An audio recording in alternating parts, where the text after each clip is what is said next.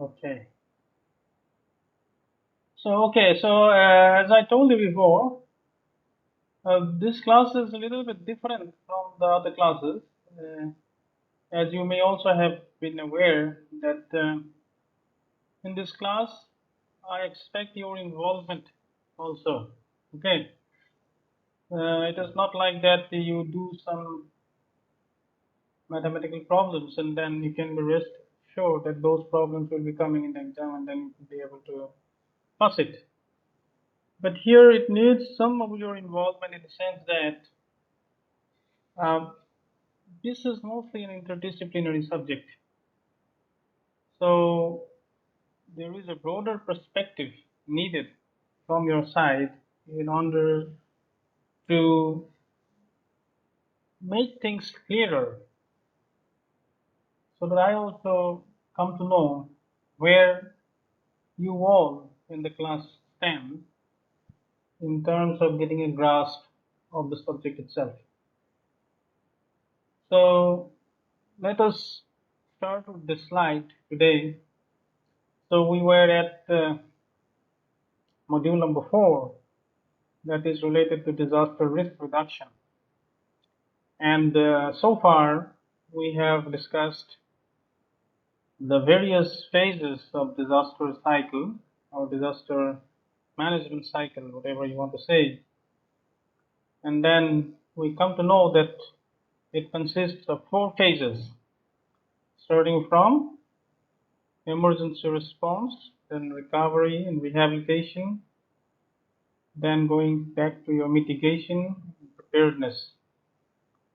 So uh, the definitions, as I told you or explained or we discussed in the last class, were being picked up from one of the very renowned international NGOs that is known as ADPC, or Asian Disaster Preparedness Center, based in Asia in Bangkok, Thailand.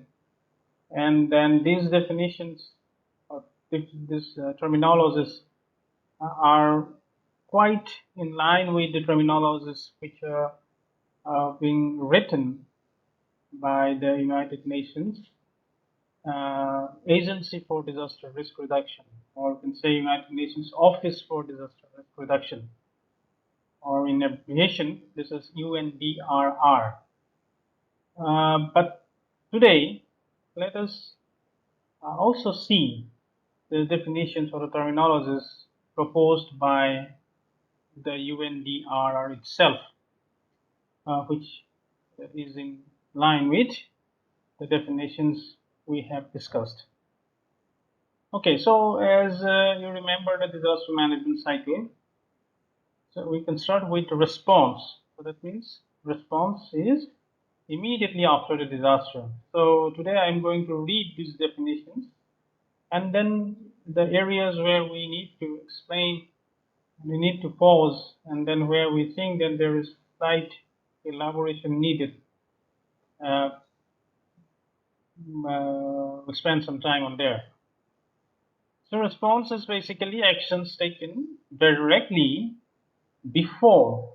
So you see, in their definition, the word before is mentioned, but in the earlier definition, so it is not really mentioned in the ADPC's definition. So from the disaster management point of view, you have to be a little flexible in terms of how you define these terminologies or how far you are going to accept these terminologies.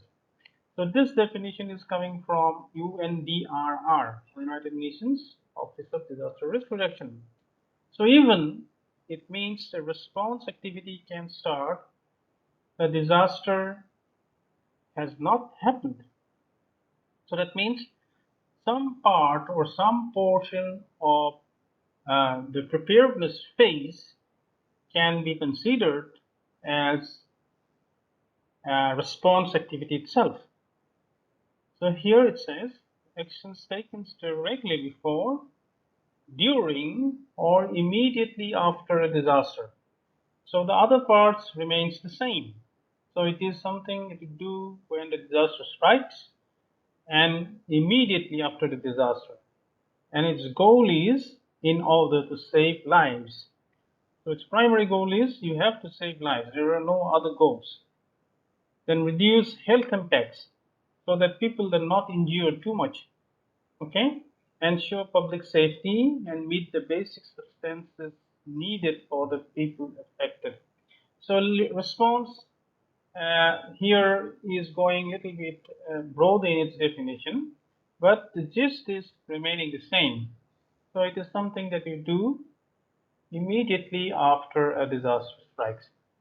And then it again says, it highlights that it is predominantly focused on immediate and short-term needs. So you cannot keep on doing response for a longer time because it is not really needed. Whenever disaster strikes, you spring or you just spontaneously act, and this is the part of response. And then at some point in time, response has to give way to recovery and rehabilitation. Okay, so during that point of time, how quickly response can be taken over by recovery and rehabilitation will be determined how better your preparedness level is.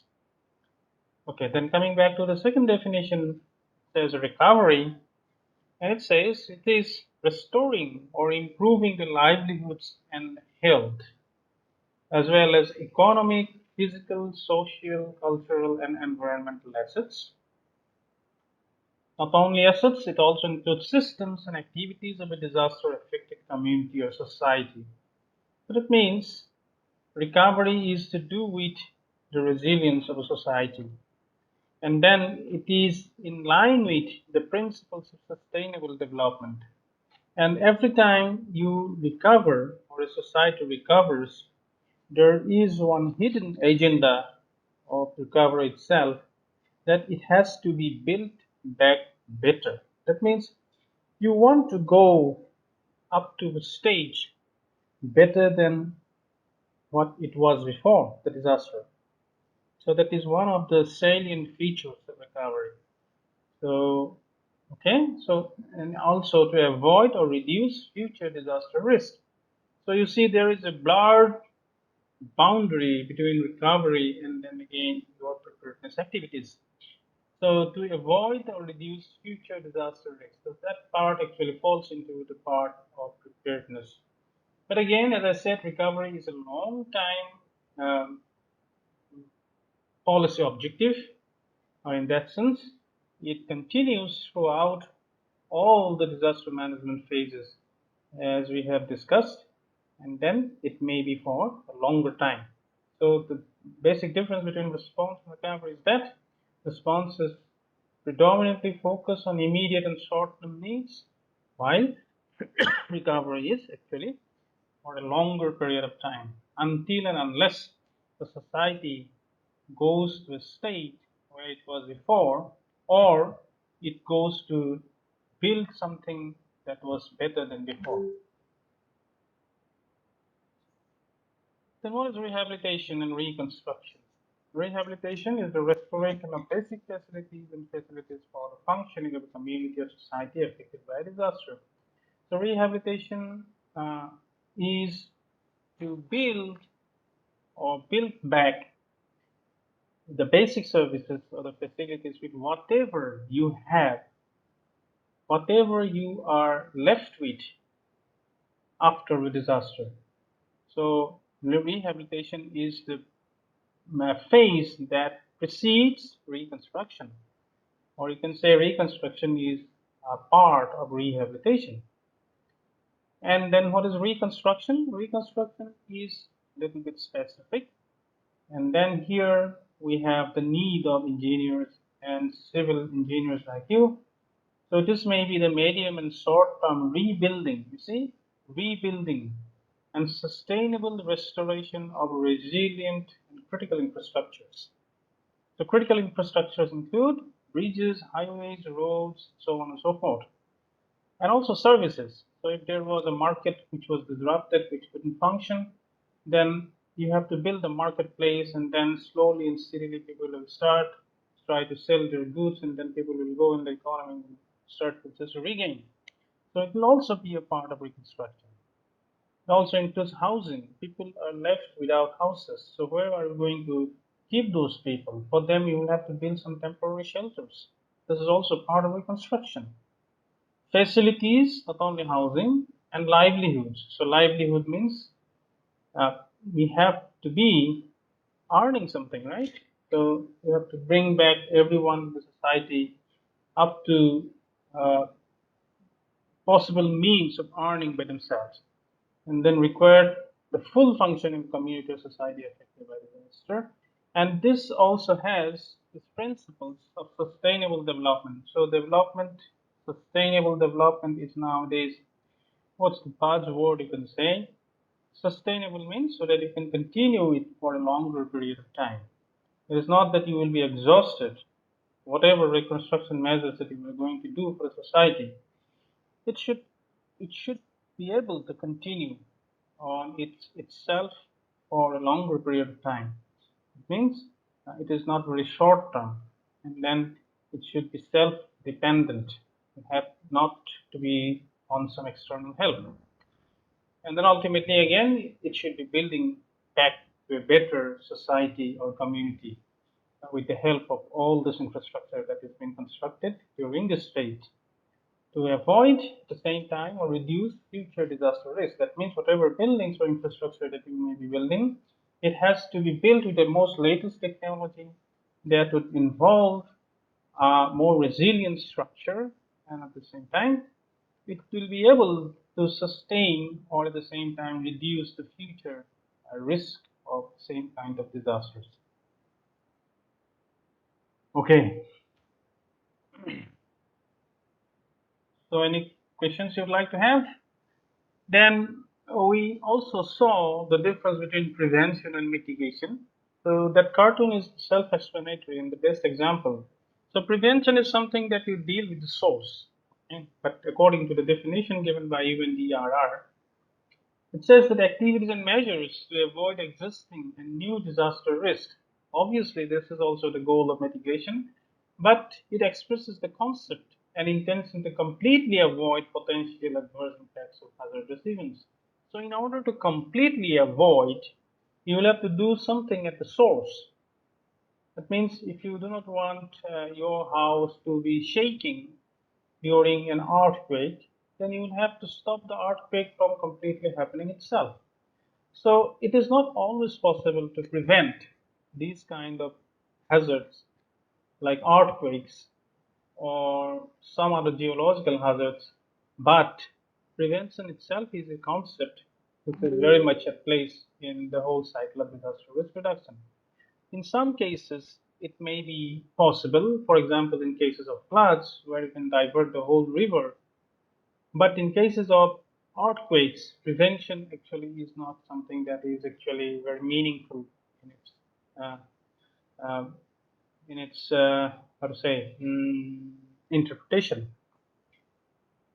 So it says it expresses the concept and intention to completely avoid. You cannot really completely avoid earthquakes. You cannot really completely avoid cyclones until and unless you just do not stay in the coastal areas and potential adverse impacts of hazardous events. So if you do something like that, you stop the hazard from happening itself at the source, then you can say it's a prevention.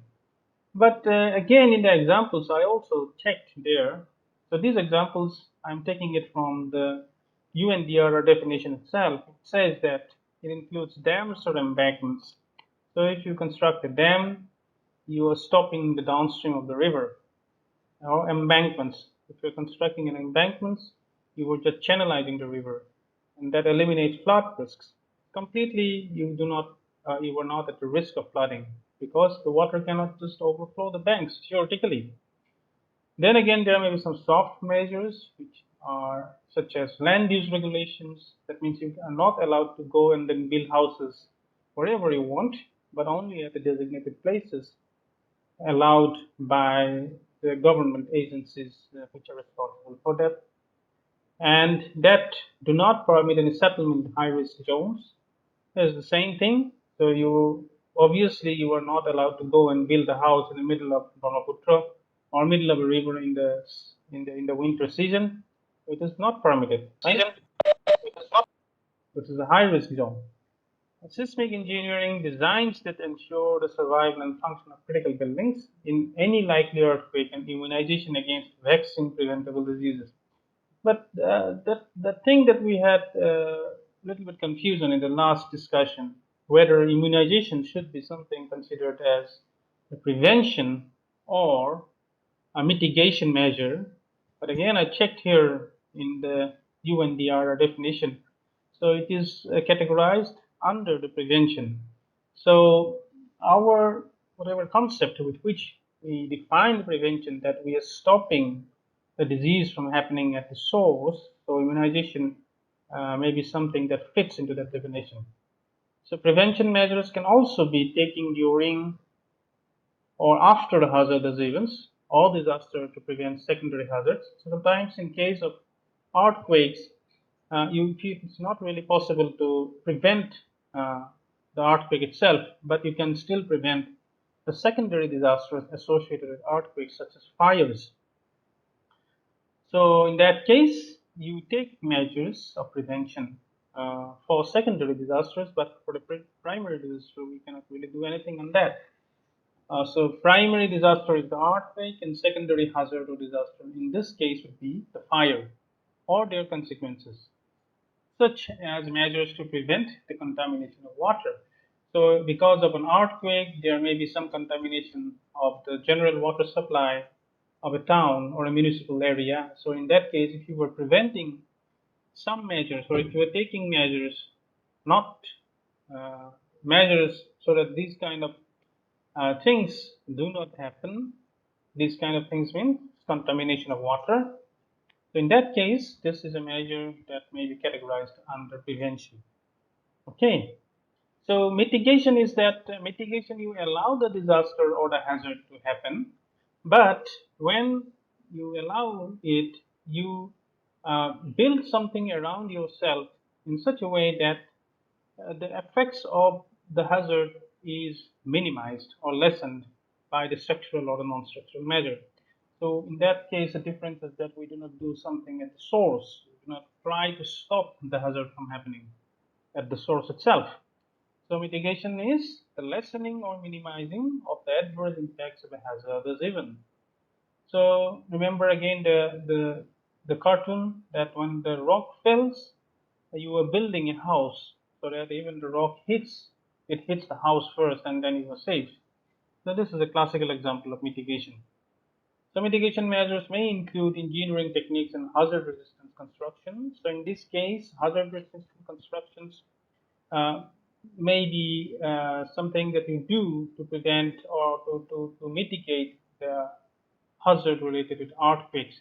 So if you are building construction includes RCC techniques or reinforced cement concrete, where you equally use tensile bars and then cement concrete, and then in that case you are doing something so that the shock or in the event of a hazard that may strike you, you are lessening the chances of getting things damaged. In that case, this is a mitigation measure. Okay, so as well as that is a structural mitigation measures. Right? Other one is that as well as improved environmental and social policies. So if you're working on policies and then if you're awareing the public, so what are the things that you should be doing during the time of an earthquake? Sometimes you do not have to run here and there. So you go to certain places, you hide under tables. So you do not uh, climb down across the stairway. So you do not take a lift. So these are some of the things which have to do with nothing structural measures itself, but these are some of uh, awareness building mechanisms among the public. So this will fall under mitigation measures, but at the same time, these will be non-structural mitigation measures. So again, we will see the difference between structural and non-structural mitigation measures in a little bit elaborative way. So structural measures of mitigation means, so remember again, these definitions are again from UNDRR. So whenever you are talking about disaster, UNDRR is the only parent organization who is looking after the disasters at the global scale. So we cannot um, try to overlook their definitions of disaster risk reduction. Okay, according to the structural definition, according to UNDRR, the structural measures of mitigation is categorized as or is defined as any physical construction. So, in order for the measure to become structural, you have to construct something, and then here, the role of a civil engineer is very important. It becomes very vital. Any physical construction. See? So you will use bricks, you will use bamboo, you will use sticks, you will use whatever building materials at place at the particular area. Any physical construction to reduce, first of all, you have your aim is to reduce, or sometimes if it's possible, you avoid. Okay? What do you avoid or reduce? The impact of hazards. And then, or the anticipation of engineering techniques or technologies to achieve hazard resistance and resilience in structural performance. So primarily, it is saying with our definition of structural, our definition of mitigation. But in this case, we do it or we try to achieve with physical construction. So again, you remember when the rock is falling on top of the building, you were using a physical or structural mitigation measure. Okay, so you are constructing a shelter above your head. That is the structural measure of mitigation.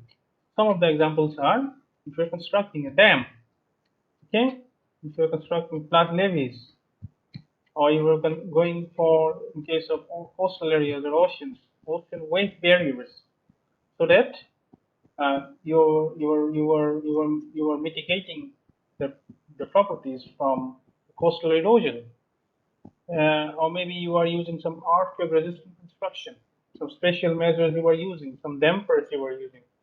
So in that case, you are using some structural measures of mitigation. And also if you are using some evacuation shelters.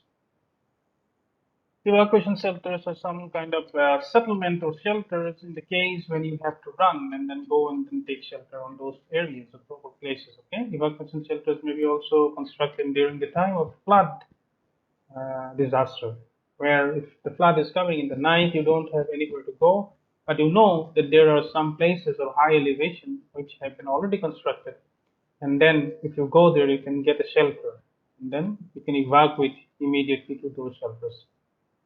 So this will be all under the category of structural measures of mitigation. But then, what are the non-structural measures? So if you are not using any physical construction. But again, our goal is the same. So we are not again doing anything at the source, but rather than we are allowing this hazard to happen, but at the same time we are trying to minimize the damages without the means of any physical construction. So such measures we are not involving any physical construction, which use knowledge. So if you have knowledge, a prior knowledge about the disaster, about the hazard, you know the dynamics of the hazard. So in that case, you can minimize the effects even by not constructing something of a concrete nature. Or if you're practicing or agreement to reduce disaster risks and impacts, in particular through policies and laws. So, for example, one of the previous examples we cited that we have bylaws and we have laws preventing people from building houses everywhere and anywhere if they want. So this is not going to happen. So you cannot really go and then build your house in a place where there are frequently uh, affected by floods, or those are areas which are supposed to be in the green belt. So these are some of the policies and the laws which have nothing to do with some structural measures, but at the same time, uh, the goal is the same. And the same public awareness rising. So in that case, nowadays schools and colleges, or even the universities, these are places where people go and then uh, target the students like you or younger students, and then they show some mock drills. What do you do in case of a fire in the building? What do you do in case of an earthquake? And then they also actively participate in these kind of exercises. So these are a part of capacity building or awareness rising activities, what can be greater part of the training or the education that is prescribed by the government. So if the government is allowing this kind of awareness raising activities to be a part of their curriculum, so that means these non-structural measures are already at place, or at least we are allowing these non-structural measures to take its effect in the event of a disaster that will strike. For example, since building codes, that means there are codes which have to be followed during the construction of a building. If your building is a six-story building, what would be the size of the footing? How long or how deep you should be going? Or until and unless, what are the other specific areas of constraints that you will have to follow in case of a building? If your building is around 11 stories, 20 stories, are we going to consider the wind loads? Are you going to consider any other loads? So these will be some of the codes which will be governed, which will be guided by the building codes, and then the builder has to follow, or even the individual household members who are going to construct the building has to follow. Land use planning also is a part of that thing. It means you cannot go and build you can go and build houses anywhere you want. So the area which are for suppose market places, so those areas will be dedicated for the marketplaces, and this would be the duty of the town planning office to look after if it is followed or not.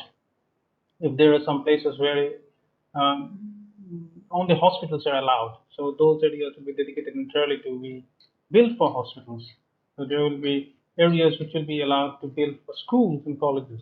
Okay, so this will be governed by land use planning laws and their enforcement. So whether it is enforced there itself or not. Research and assessment, uh, also a part of non-structural measure. Then information resources and public awareness programs. So we have discussed these things. Uh, all are dedicated to raise awareness among the common public against the minimizing the damage. Okay. So then we go to the next page, which is known as preparedness. So the preparedness is the knowledge and capacities developed by governments, response and recovery organizations, communities, and even individuals to effectively these three things, to do these three things. Anticipate. Anticipate means you can guess fairly what may happen. Then respond. What will you do when it happens? And recover. That means once it has happened, how you are going to spring back to your original state. So to do these three things. So preparedness is primarily involved in order to anticipate, respond, and recover. Okay, from the impacts of a likely, imminent, or current disaster. So preparedness action is carried out within the context of disaster risk management cycle itself, and it aims to build the capacities needed to efficiently manage all type of emergencies and achieve orderly transition from response to a sustained recovery. Okay, so as I said before, when I was describing the difference between response and recovery, so depending on your level of preparedness, as we know that response is short-term, but recovery may take a longer period of time. But that phase of transition from response to recovery, how long the response is going to continue. If your preparedness is good, then it will be a short period of time. But if your preparedness is not very good, or if you lack in the preparedness part, then you will be elaborating on the response. And then in that case, it will take even a longer recovery time for the community.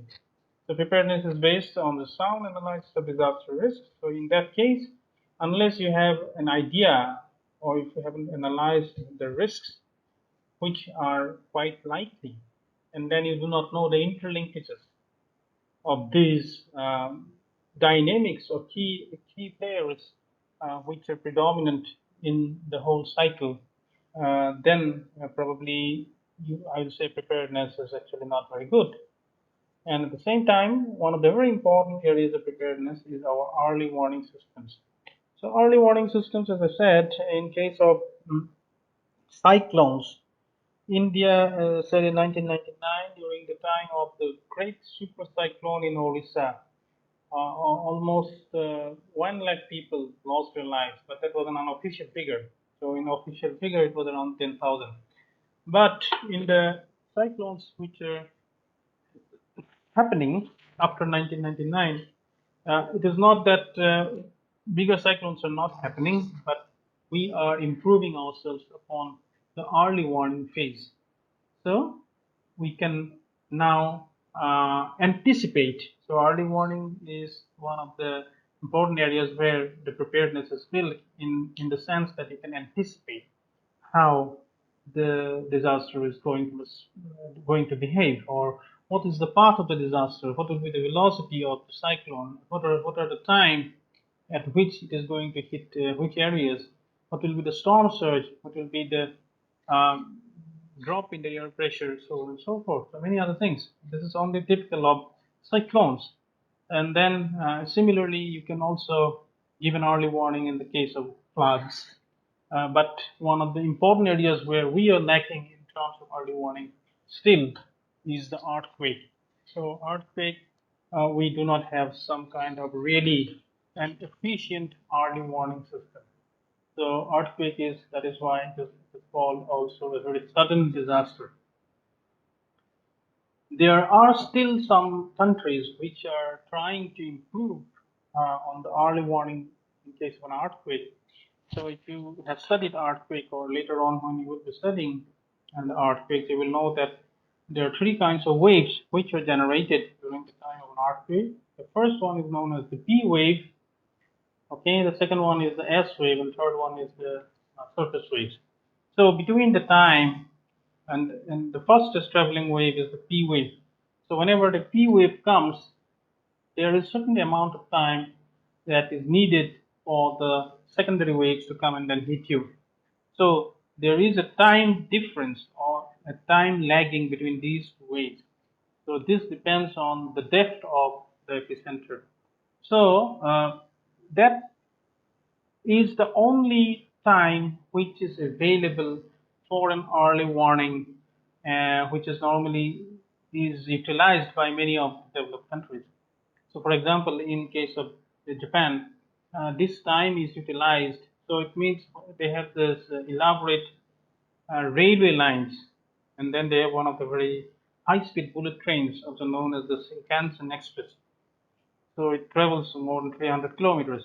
So in the case there is an earthquake that comes, and then the train is traveling at 300 kilometers, unless you have a mechanism to stop the train, it will have a chance of getting derailed, and then it will involve a lot of economic damage. So whenever the P wave hits, there are sensors everywhere. It gets a signal that there is a wave, P wave supposed to be coming, and then there may be a secondary wave which is following it. So immediately, this time of maybe around 10 second to even 30 second, whatever you have, is utilized as early warning or time used for early warning. So in that time, these fast moving trains are stopped, and then it stops unless the earthquake passes. So here also we have some sensors which are designed only to give an early warning in this sense, but entirely when it comes in terms of its prediction, when and where, to what magnitude an earthquake will be coming and hitting a certain area, it is still a challenge in the entire scientific community. Still, we are not being able to do so. Okay. So our preparedness, again, as I said, is something that will determine our transition from response to recovery.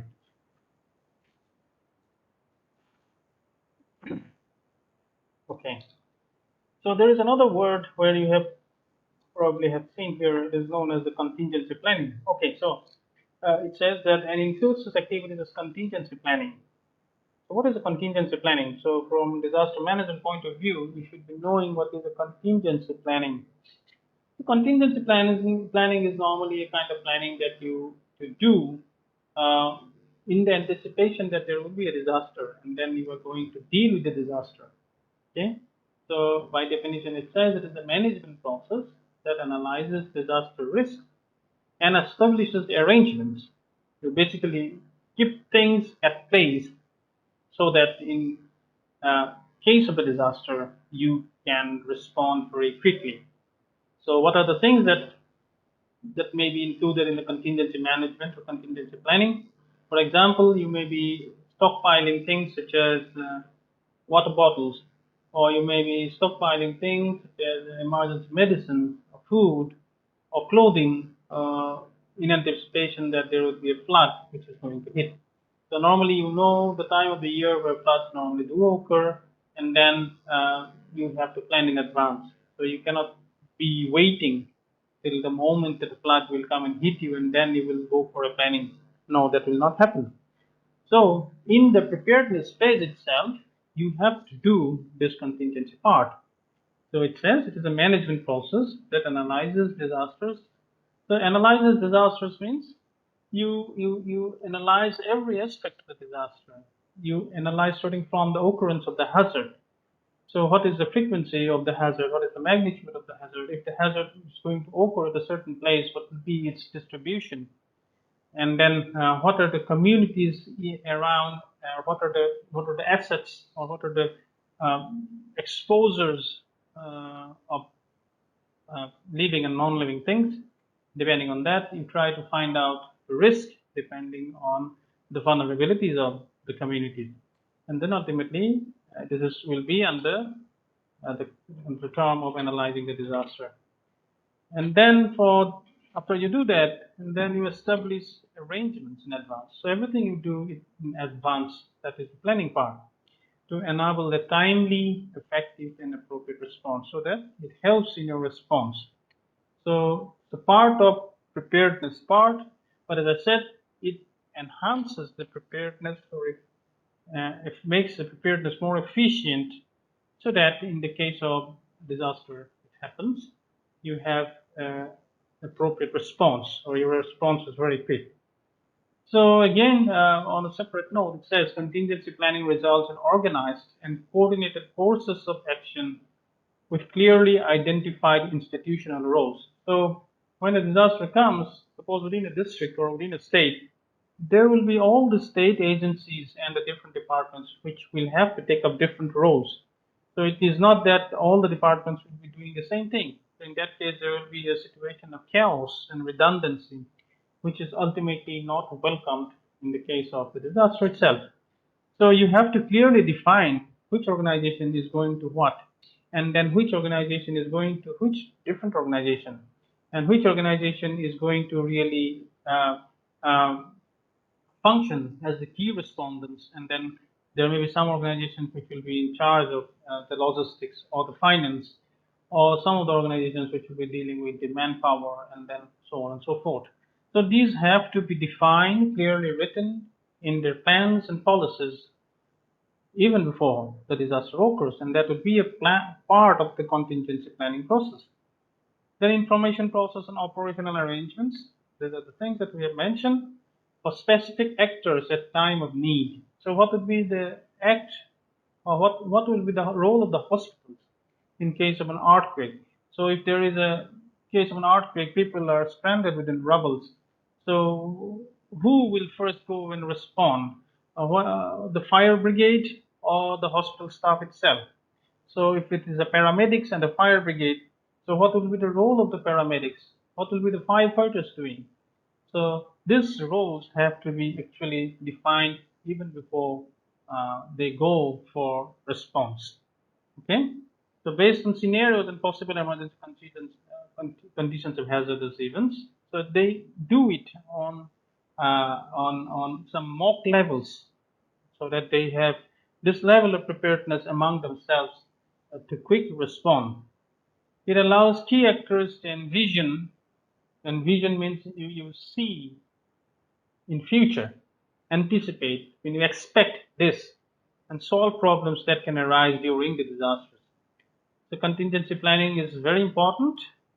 It's important in the sense it makes your preparedness more effective, and plan needs to be regularly updated, and then it has to be scrutinized, and then the actors therein have to exercise it from time and time again. Okay, so far, if you have some questions, please ask. Otherwise, will be closing in for another 5 minutes. Any questions? Sir, Yeah. hello. Sir, you have mentioned in preventive preventive measure, them is under the preventive measure. Again, you mentioned the mitigation, them again. So there is it prevention or mitigation? And same as in See, I seismic. yes, yeah. In So again same in seismic seismic preparation also. You have mentioned in the both. no, this is actually you see you cannot be really that much strict because there is not, as I said from the beginning itself, there is not a hard line boundary between prevention and mitigation. This is not a hard and fast rule. So you cannot say that this is 1 plus 1 is 2, but when it comes to 2.1, it is not 2. So there are many different organizations at place. Disaster management is something which is evolving all across the globe. So first of all, you have to set your own school of thought that this is a very hard and fast subject. I cannot be this one, which is not this one. So who is actually going to enforce these things? If someone is saying this is prevention, so according to them, this is prevention. If someone is saying it is not prevention but mitigation, but who will say then? Who will be the actor who will be enforcing these rules? Because even across the states, there are not common plans and policies at place. So if you agree that some state which is at the upstream of a river is allowing for deforestation to be happening, and at the same time is not accepting this thing, it's very difficult for the other state at the downstream to convince him or that deforestation is actually happening. So global level, this is even a challenge. You cannot be that much strict in defining these terms. So what I feel that in order to understand or get a grasp about this subject, rather than you were looking at this in a hard and fast way, make yourself a common notion or your observance in a way that you have developed your own set of tools to analyze these definitions. So these are not my words, I'm putting it there. These are the words which are being appearing in their definitions from different organizations. And these organizations are the one which are solely responsible for disaster risk reduction. In the global level, it was the United Nations. Else, who else would you look into? If you are not taking a definition of United Nations, if we're not picking up a definition from the Red Cross, if we're not picking up a definition from Asian Disaster Preparedness Center, then who else is going to define? Because this is a subject which is not defined by me or someone who is not an authority on these all terminologies, unlike the physics concept, or unless there is a subject of chemistry where H2O is equal to water everywhere in the world.